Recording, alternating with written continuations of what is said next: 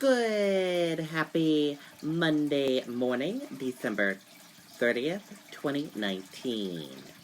I'm Riley King, and welcome to Good Morning, New Hampshire. Rise and shine, everyone. Let's get this Monday off to a good start. Sit back, relax, grab a cup of coffee, and enjoy some Good Morning, New Hampshire. We're going to begin with your local news. First up, southwestern New Hampshire to see ice and freezing conditions. Officials caution residents to be safe. Let's take a listen to that video from WMUR News 9, Tim Callery.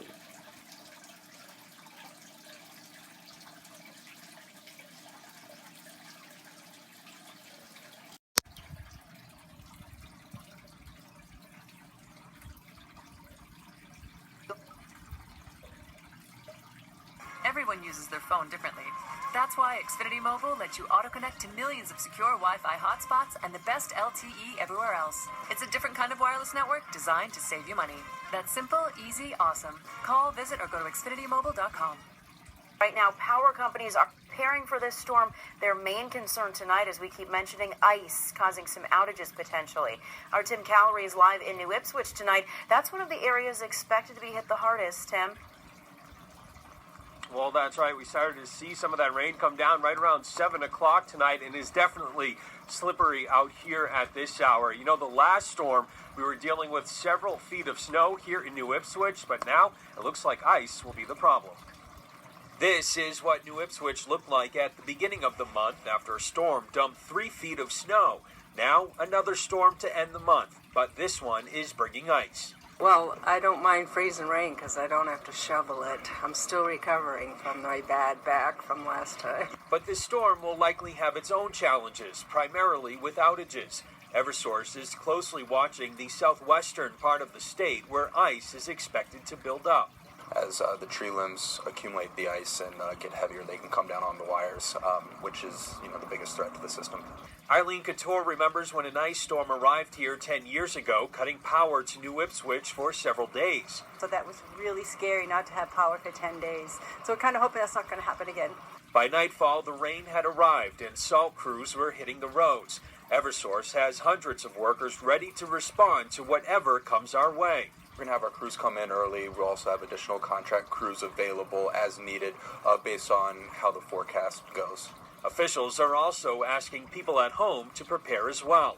Making sure that they have all the supplies they need in the event of an outage, checking on neighbors, things like that, and then also, being safe on the roads if they do have to drive.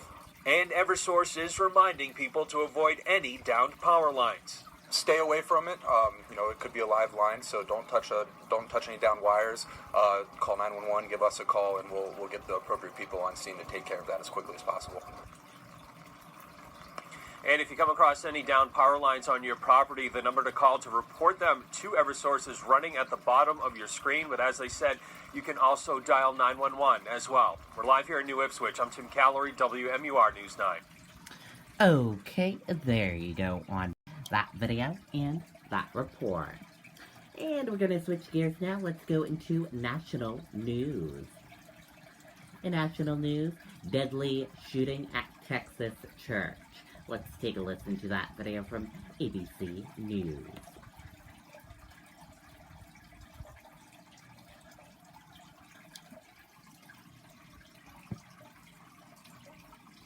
We begin with those disturbing attacks on religious services. First, the breaking news from Texas, a gunman opening fire inside a church near Fort Worth. The West Freeway Church of Christ live streaming the service as the man seen there at the top stood up from his seat, pulled out a long gun, and fired several times. Other church members right there shooting back. One victim was killed, another in critical condition. The gunman did not survive. And tonight, the hunt for a motive to a violent attack where worshipers should feel most safe. ABC's Marcus Moore leads us off. Tonight, these shocking images out of Texas. Gunfire interrupting a quiet church service. The violence unfolding just minutes before 10 a.m., just as parishioners started receiving communion at the West Freeway Church of Christ near Fort Worth. The church live streaming the service. You can see the shooter sitting in the back of the room wearing a large coat. Watch as he pulls out a gun and aims it at a man nearby. Another man appears to reach for his weapon, but the gunman fires first, shooting him and a second man. We're going to need help with patient care. The gunshots sparking panic in the pews. Worshippers seen ducking for cover. One man covering his wife with his own body. It was a sad thing that he had to come into the congregation and hurt people, and it's a sad thing that we had to hurt him. In just seconds, several parishioners opened fire, hitting the gunman, who managed to fire one last shot before falling to the ground, dying at the scene. People rushing over and pointing their weapons at the suspect on the ground. There are 2 people that were shot, and they died at a local hospital. Several others hurt, one critically. The gunman also shot dead. Today, evil walked boldly among us. But let me remind you, good people raised up and stopped it before it got worse. Outside, officers swarming the scene, shutting down streets. Parishioners visibly shaken, hugging each other for comfort. All right, Marcus Moore joining us now. And Marcus, this shooting only lasted a few seconds before a security guard and several armed citizens quickly intervened.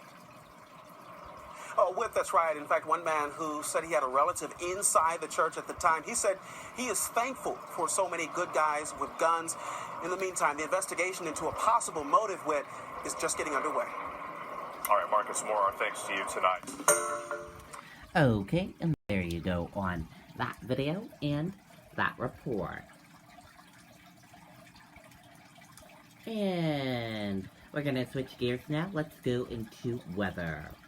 Snow, mix, and rain today. Let's take a listen to that weather video from meteorologist Kevin Skarupa.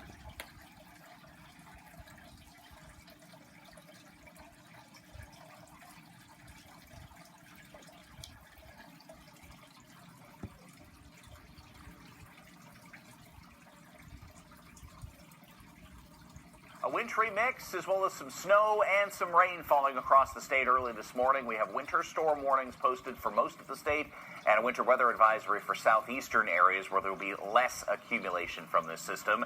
We are looking at various types of precipitation. The best chance of a significant ice accumulation is in some southwestern parts of the state through the Monadnock region as well as Cheshire County.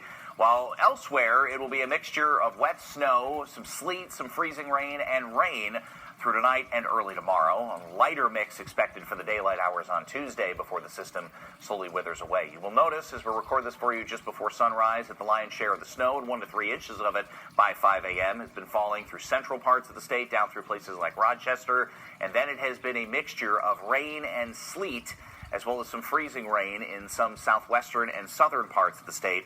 We're going to look for that to continue through the morning as well, while the areas in central and northern spots seeing snow could be switching to a wintry mix at times. You'll notice warmer precipitation down to our south and west, and that warmer air is going to try to feed into this system as we go through the daylight hours today. So a general wintry mix continues. The lion's share of the ice accumulation and the significant ice accumulation would be in southwestern parts of the state, with light snow switching to a wintry mix at times in central and northern areas. You can see Futurecast here, and it's a matter of a couple of degrees. As you'll notice, temperatures ranging from the upper 20s to lower 30s throughout the day today, and it's subtle differences with the temperature between the cloud layer to the ground that will be changing the precipitation types back and forth. It is very difficult to narrow that down town by town. But again, the general wintry mix continues. The best chance of ice accumulation that could cause outages would be mainly confined to the southwestern fourth of the state. And then you'll notice later on tonight, a little bit cooler, could go back over to some wet snow, maybe some rain closer to the shoreline, and then it wraps up as a lighter version of light rain and light snow tomorrow morning before winding down during the afternoon. As it pulls away, there's still going to be some light snow later on Tuesday night and early Wednesday, especially in northern parts of the state. Then we're back to partial sunshine for Wednesday and Thursday. Friday could be warm enough right now that what we're going to see from that system could be a wintry mix, changing over to some rain showers before fair skies kick in for the weekend itself. Today, 25 to 35, snow to a wintry mix in central and northern areas. The mixing and rain continues in southern spots with the ice accumulation. The biggest threat here that we're looking at from this system for southwestern parts of the state. It will be heavy at times through the afternoon. It will turn lighter overnight tonight and be lighter tomorrow with temperatures just above the freezing mark in the afternoon and plain rain closer to the shoreline. As we have been mentioning here, the best chance of anywhere over a quarter to maybe even over a half inch of ice accumulation would be in southwestern parts of the state, and lesser amounts elsewhere. The snow and sleet accumulation, this is a combination of both, expected to be less in southern New Hampshire than it will be where you'll see the majority of this falling as snow up through the Mount Washington Valley and the White Mountains out of this system. 7-day forecast has quieter weather for Wednesday and Thursday, and the rain shower activity likely Friday. Okay, and there you go on your weather. And let's switch gears and take a look at traffic now.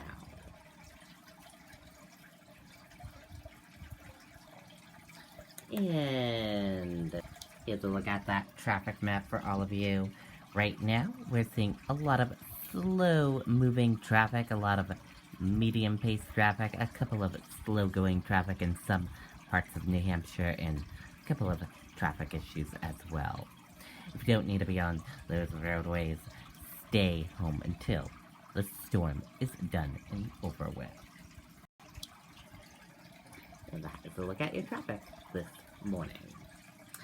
And let's switch gears now. Let's go into New Hampshire Life. Let's take a look at your event calendar in New Hampshire today. In your event calendar, Christmas break with amazing rescue animals beginning at 10 o'clock a.m.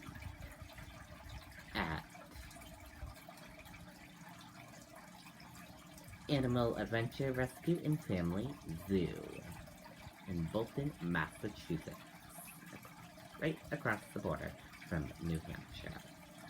And also, The Gift of Lights presents by Eastern Propane and Oil begins at 4 p.m. at New Hampshire Motor Speedway in Loudon, New Hampshire. So 2 good events today. And organized, created to provide the lasting legacy of remembrance for the Old Man of the Mountain, which until May 3rd, 2003, hung high over Franconia Notch, says its work is nearly complete. Take a look at some of these photos.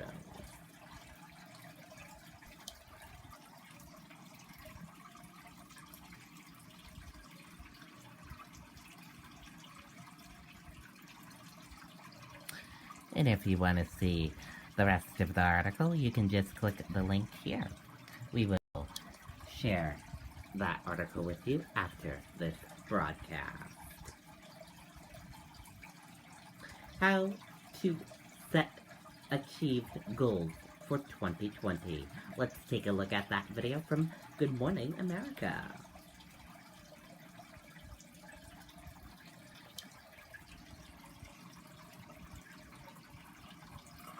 So every year, many people start out strong on their New Year's resolutions, only to break down as January comes to a close. This morning, however, Dr. Ashton is here to help us set some truly achievable goals in 2020. They're called micro-resolutions. Jen, good morning to you. So let's just start with, what do we know about the psychology behind making resolutions, especially around New Year's? Well, we know it's pretty popular, Dan. I think the reasons for it, some people like the idea of a fresh slate, a clean start. They want to set goals. They want to bring clarity. And they're looking for self-improvement. So about 45% of Americans will pick at least one resolution. By February, most people have abandoned them. Well, Dr. Jen, what are some of the most common resolutions people make? I think I have an idea, but the other half of that question, why do they fail at them?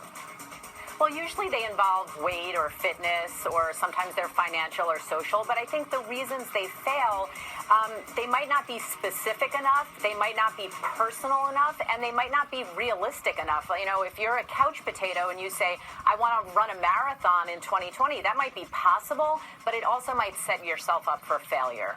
But you're going to help us so we don't fail and so we succeed here. So just like micro-living is all the rage right now, Dr. Ashton, so too are micro-resolutions. What are your top recommendations for people who want to start planning some of their own? So real simple, Whit. I think it's the trifecta of health. It's how we eat, it's how we rest, it's how we move. It might be trying one new food a day. It might be taking more steps. It might be taking a nap. Jen, so great to have you here. This is really helpful. And if you want to get more of these types of tips from Dr. Jen Ashton, check this out. She's got a new book out. It's called The Self-Care Solution. The Self-Care Solution. I'm saying it twice so you remember it. And it comes out on Monday. Congratulations, Jen. Really appreciate it. Well, hey there, GMA. Okay, and there you go. Looks like a good book there. And let's switch gears now. Let's go into your entertainment news. In entertainment news, Zac Efron reportedly rushed to hospital for deadly bacterial infection. Let's take a look at that video from E! News.